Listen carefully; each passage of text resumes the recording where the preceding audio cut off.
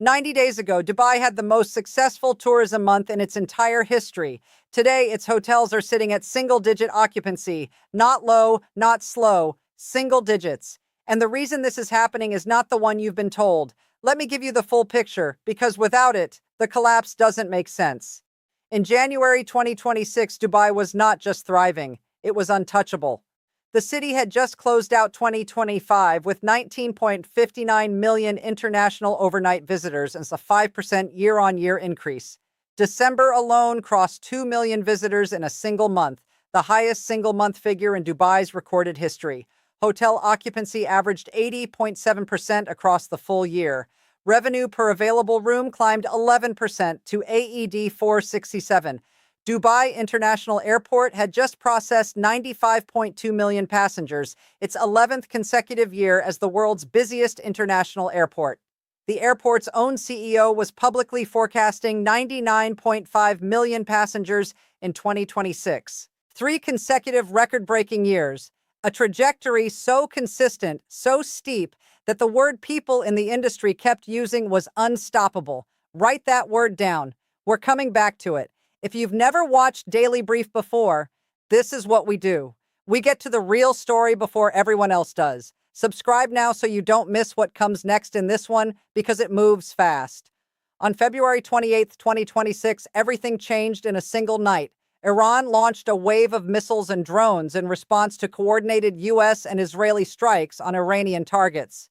The retaliation didn't stay contained. It spread across the entire Gulf corridor. Airspace began closing within hours. Airlines from the United States, Germany, the United Kingdom, France, India, and China suspended routes. And within 72 hours, the aviation infrastructure that Dubai's entire economic identity is built on started coming apart. Here are the numbers from just the first 10 days. 37,000 scheduled flights touching the Gulf were disrupted, canceled, rerouted, suspended. That is not a disruption. That is a shutdown of the entire system. The World Travel and Tourism Council published an emergency economic analysis. Their headline figure: the Gulf region was losing $600 million in visitor spending every single day the conflict continued. $600 million per day. The region's major aviation hubs, Dubai, Abu Dhabi, Doha, and Bahrain, normally process around 526,000 passengers daily combined. That traffic didn't slow down.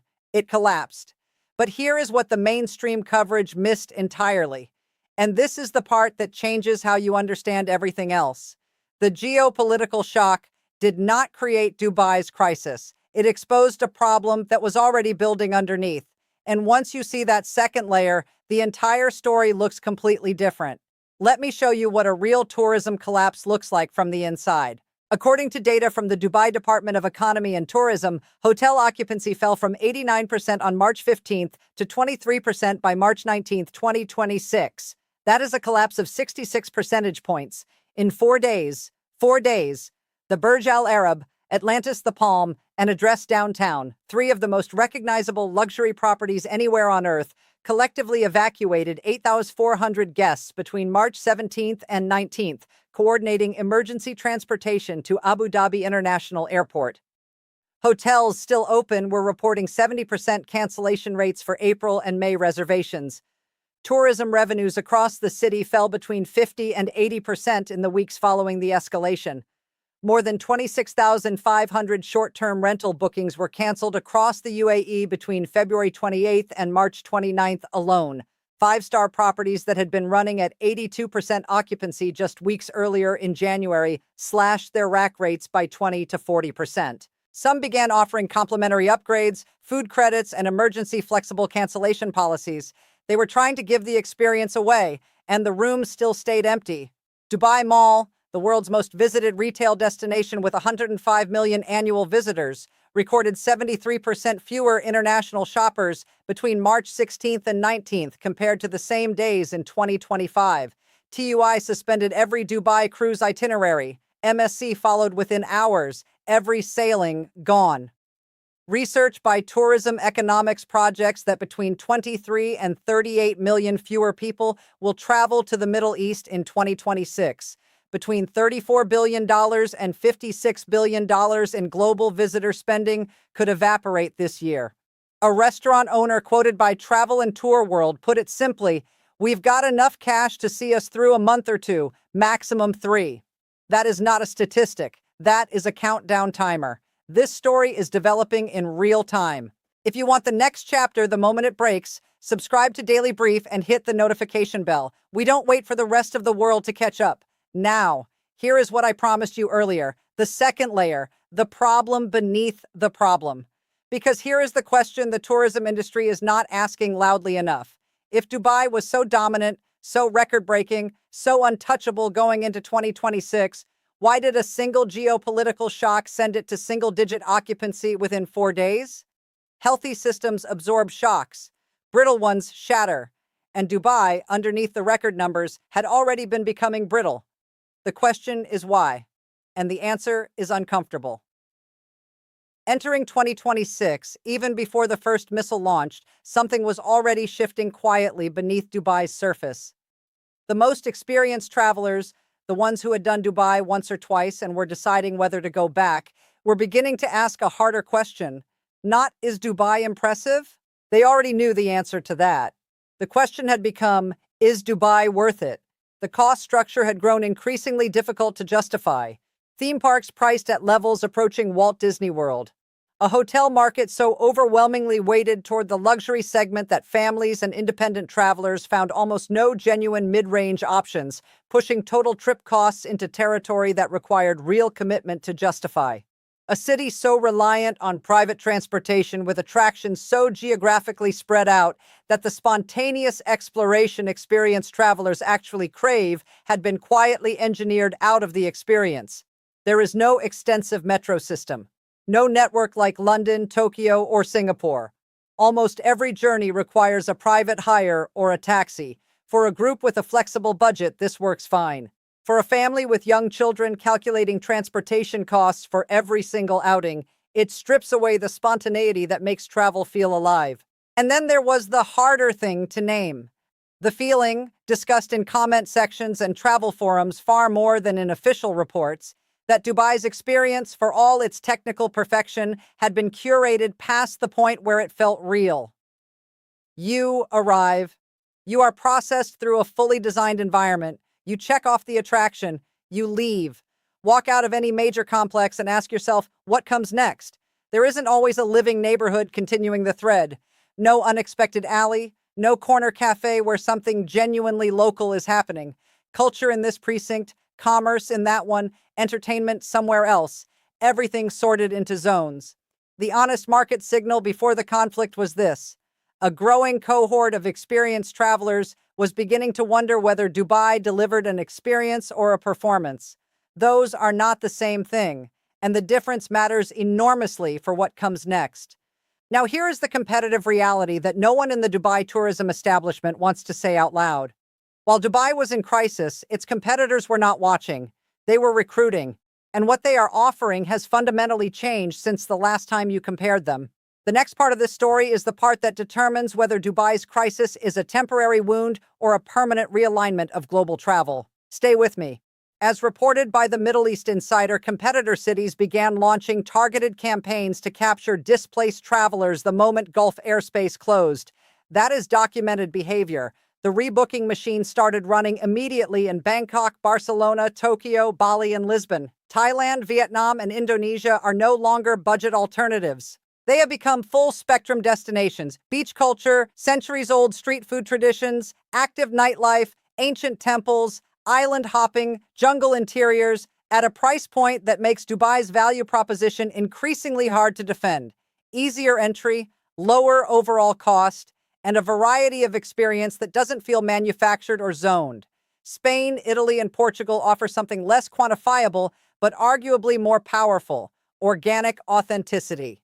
In these cities, culture doesn't live inside designated attraction zones. It lives in the streets at every hour of the day. You walk out your door, turn a corner, and something real happens without a plan. A bar where locals are watching football, a market where the produce is actually from the region, a conversation with someone who actually lives there, no ticket required, no time slot. For a growing cohort of experienced travelers, exactly the cohort Dubai has spent 2 decades trying to attract, that kind of unscripted discovery is beginning to feel like the real luxury. Not because it costs more, because it's increasingly hard to find. And then there is Japan. Safe, efficient, deeply cultural, and more financially accessible than most Western travelers expected given recent currency dynamics. Japan offers something almost uniquely difficult to engineer, a sense that everything works with extraordinary precision and yet still feels genuinely meaningful, not just impressive in a photograph, memorable in a quiet, lasting way that changes how you think about where you've been. Here's the hardest part of this competitive picture. Travel behavior doesn't just shift temporarily, it resets.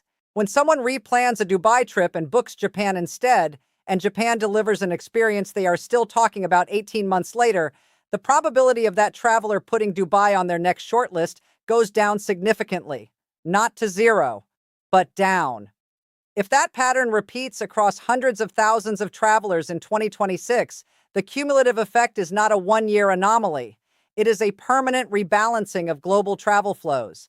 That is the competitive threat no emergency hotel rate cut can solve. If this analysis is landing for you, share it with one person who needs to understand what's actually happening in global tourism right now, and subscribe if you haven't. We will be back the moment the next chapter breaks. So now you have all three layers: the geopolitical shock, the structural identity crisis underneath, and the competitive reset happening around Dubai in real time. Here is the only question left, and it's the one that determines everything. Let me give you both scenarios honestly, because both are real.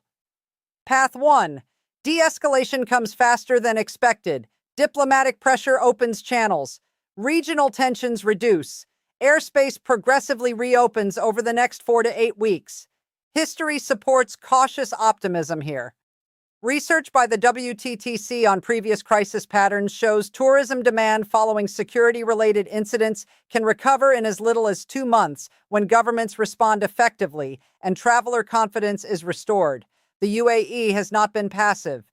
Government support packages are in place. Rent-free periods and flexible rental structures for small and medium businesses, direct financial relief from Dubai South for affected operators. Dubai's infrastructure is extraordinary. Its marketing operation is among the most sophisticated on earth. The capital reserves of the UAE government are real. A 3 to 4 month recovery window back to something approaching normal is not impossible, provided the ceasefire is genuine and lasting, not a managed pause. Path 2. The conflict continues or escalates. In that scenario, losses compound beyond what any emergency support package offsets. Industry analysis projects that even in the event of a relatively quick resolution, inbound arrivals to the Middle East could decline 11 to 27% year on year in 2026. That projection assumed a faster end than what is currently materializing. The psychological shift from safe paradise to conflict-adjacent zone is not reversed by a press release or a discounted rate. It is reversed by time, by repeated positive experience, by a generation of travelers who didn't live through the disruption and carry no associated memory of risk. That takes years, not months. The businesses that can survive 3 months on emergency reserves may not survive 6. The workers already in debt cannot wait for a 2-year recovery arc. And the structural questions, cost, experiential depth, value proposition against a field of increasingly competitive alternatives, do not disappear when the conflict ends. They were there before February 28th. They will still be there after whatever resolution eventually arrives. The conflict didn't create these questions. It compressed the timeline for confronting them. And that compression is the real consequence that the industry is least comfortable saying directly. There is a final dimension to this story that deserves complete honesty.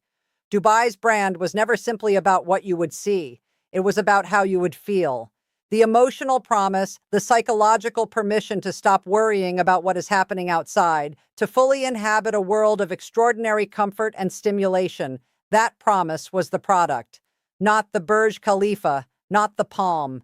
The feeling of being somewhere that seemed to exist outside of geopolitical reality. The moment that promise can no longer be unconditionally kept, the entire value proposition changes. A managed experience at 5-star prices in a city whose fundamental brand has always been freedom from anxiety.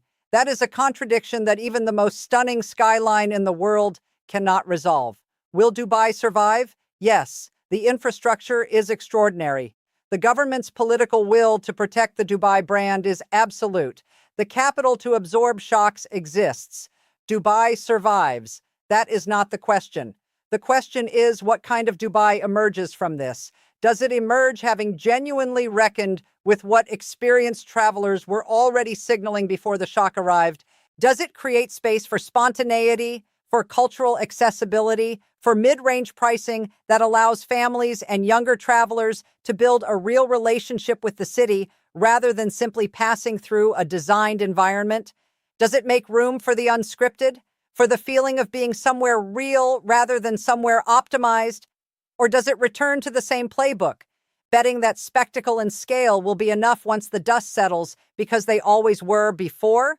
History is increasingly clear on this. Spectacle is a diminishing asset in global tourism. The destinations winning the next decade are not winning on tallest towers or most engineered experiences. They are winning on the feeling people carry home, the memory that doesn't fade, the story that doesn't start with, and then we queued for the observation deck. This is Daily Brief. And before you go, I want to leave you with 3 questions, and I want your real answers in the comments below. Is Dubai's current crisis a geopolitical shock that will pass? Or was the structural reckoning always coming and the conflict simply forced the confrontation forward ahead of schedule? Can a city built on manufactured perfection compete long-term with destinations where culture lives in the streets rather than behind a ticket barrier? And the hardest one, when the flights resume, when the travel advisories are lifted, when the dust fully settles, will the world's most experienced travelers put Dubai back at the top of their list? Or will they go somewhere they discovered in the meantime, realize they love it, and simply never feel the need to go back? Those are not rhetorical questions. Every single comment at Daily Brief gets read. Your answer matters, and it shapes our next story. Drop it below. Subscribe if you haven't. Share this with one person who needs to understand what is actually happening to one of the world's most ambitious cities. And we will be back the moment the next chapter breaks, which, based on what we are watching right now, will not be long.